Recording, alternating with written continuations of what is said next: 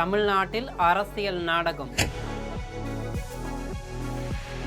அற்ப அரசியல் செய்யும் காங்கிரஸ். போட்டு விளாசிய தயாநிதி மாறன். எந்த நேரத்தில் எவன் ஆட்சி எப்படி கவலும்னு தெரியாத இருக்கிற இந்த நேரத்தில் இந்த தொகுதி மறுவரை வேறடா, ஐயோ முடியலடா சாமி, திணறும் அரசியல் தலைகள். தொகுதி மறுவரையறை விவகாரத்தில் தொய்வு ஏற்பட்ட கதையையும் அதற்கு தன்னம்பிக்கையோடு எதிர்த்து குரல் கொடுத்த தயாநிதி மாறன் கதையையும் நம் ஜெம் தொலைக்காட்சி மூலம் பார்க்கலாம்.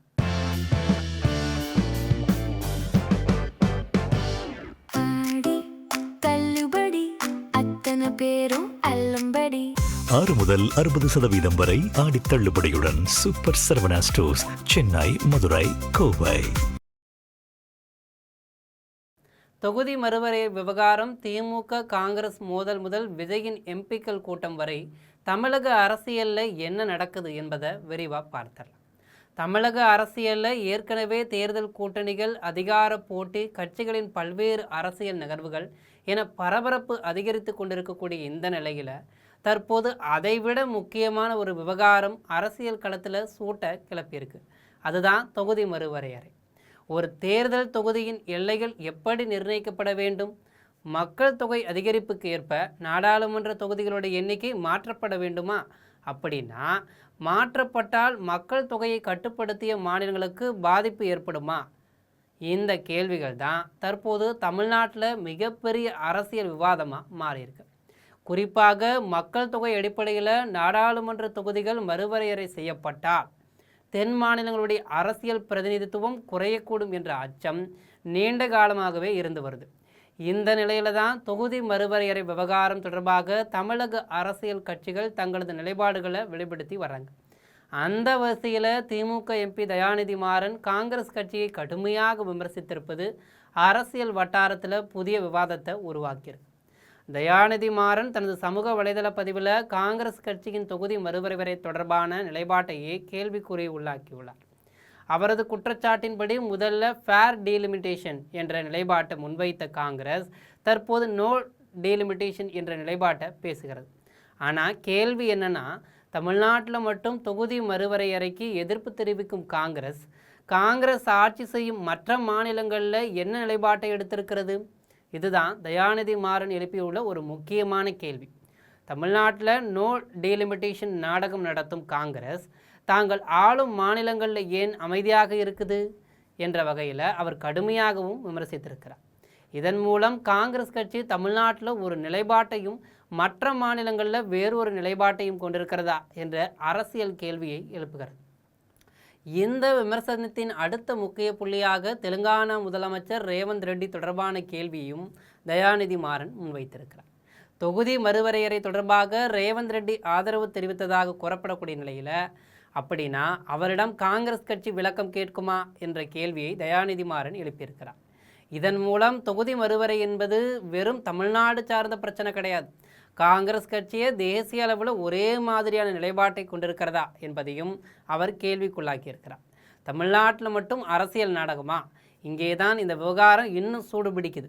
தமிழ்நாட்டில் எம்பிக்கள் கூட்டம் நடத்தி தொகுதி மறுவரையறைக்கு எதிர்ப்பு தெரிவிப்பது அரசியல் நாடகம் என தயாநிதி மாறன் குற்றம் சாட்டியிருக்கிறார். அதாவது மக்களிடம் குழப்பத்தை ஏற்படுத்தும் வகையில் வெவ்வேறு அரசியல் செய்திகளை கட்சிகள் வெளியிடுகின்றன என்பது அவரது வாதமாக இருக்குது. மேலும் காங்கிரஸ் கட்சி தெளிவான தேசிய நிலைப்பாடு இல்லாமல் அற்ப அரசியல் செய்து வருவதாகவும் அவர் விமர்சனம் செய்திருக்கிறார். இந்த விமர்சனம் முக்கியமானதாக பார்க்கப்படுவதற்கும் ஒரு காரணம் இருக்கிறது. திமுகவும் காங்கிரஸும் தமிழகத்தில் கூட்டணி கட்சிகளாக இருப்பது தான். ஒரே கூட்டணியில் இருக்கும் 2 கட்சிகளுக்குள் இப்படிப்பட்ட வெளிப்படையான கருத்து மோதல் ஏற்படுவது தமிழக அரசியல் வட்டாரத்தில் இயல்பாகவே பல கேள்விகளை எழுப்புது. இதற்கிடையில் தொகுதி மறுவரையறை விவகாரம் தொடர்பாக முதலமைச்சர் விஜய் அழைத்ததாக கூறப்படக்கூடிய எம்பிக்கள் ஆலோசனை கூட்டமும் கவனம் ஈர்த்திருக்கிறது. இந்த கூட்டத்தில் மொத்தம் 57 எம்பிக்களில் 20 பேர் மட்டுமே பங்கேற்றதாக சொல்லப்படுது. அதாவது பெரும்பாலான எம்பிக்கள் கூட்டத்தில் பங்கேற்காதது அரசியல் ரீதியாக முக்கியத்துவமாகவும் பார்க்கப்படுது. குறிப்பாக தமிழகத்துடைய முக்கிய எதிர்க்கட்சிகள் மற்றும் பல்வேறு அரசியல் அணிகள் இந்த கூட்டத்தில் கலந்து கொள்ளாதது தொகுதி மறுவரையறை விவகாரத்தில் அனைவரும் ஒரே மேடையில் நிற்க தயாரா என்ற கேள்வியை எழுப்பியிருக்கிறது. ஒருபுறம் தொகுதி மறுவரையறை தமிழகத்தின் எதிர்கால நாடாளுமன்ற பிரதிநிதித்துவத்தை பாதிக்கக்கூடும் என்று அரசியல் கட்சிகள் எச்சரிக்கிறாங்க.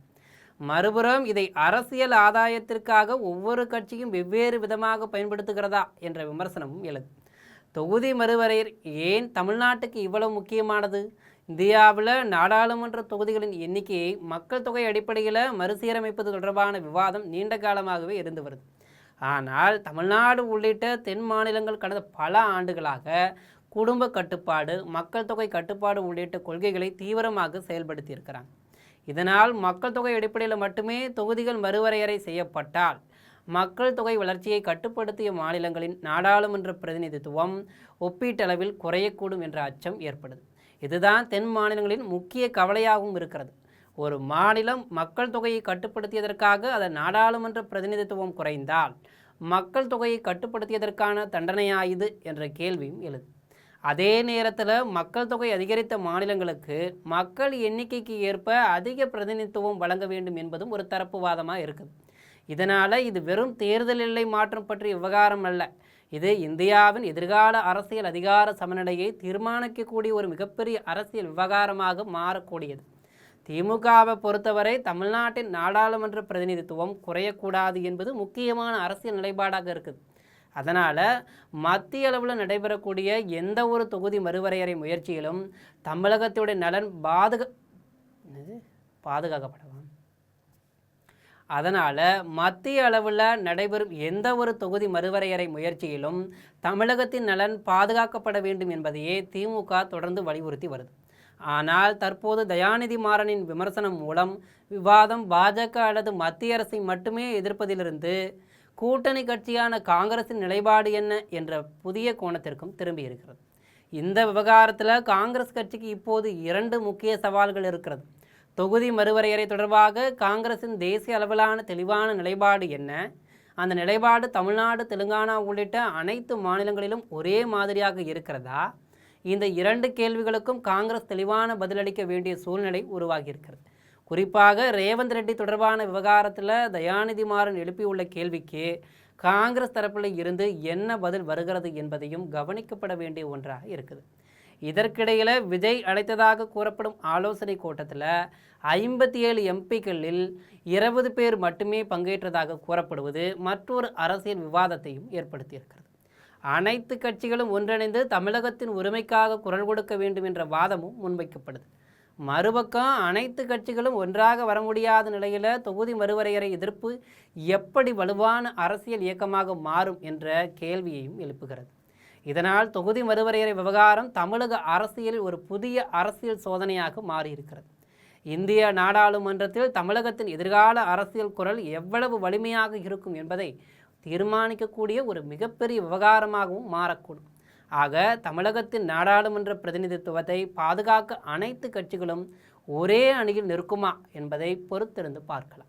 இதுபோன்று தொகுதி மறுவரையறை குறித்து தென் தமிழகத்திற்கு இணையாக அனைத்து அரசியல் கட்சிகளும் எதிர்த்து குரல் கொடுக்கும் கதை மட்டுமல்ல, தமிழகத்தின் தன்மானத்திற்கு ஒரு இழப்பு ஏற்படும் என்றால் அதற்கு எதிர்த்து குரல் கொடுக்கும் குரலற்றவர்களின் குரலாக விளங்கும் நம் ஜெம் தொலைக்காட்சியுடன் எப்போதும் இணைப்பில் இருங்கள்.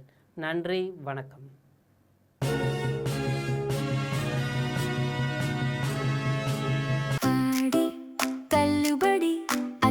பேரும் அல்லும்படி 6 முதல் 60% வரை ஆடித் தள்ளுபடியுடன் சூப்பர் சரவணா ஸ்டோர்ஸ், சென்னை, மதுரை, கோவை.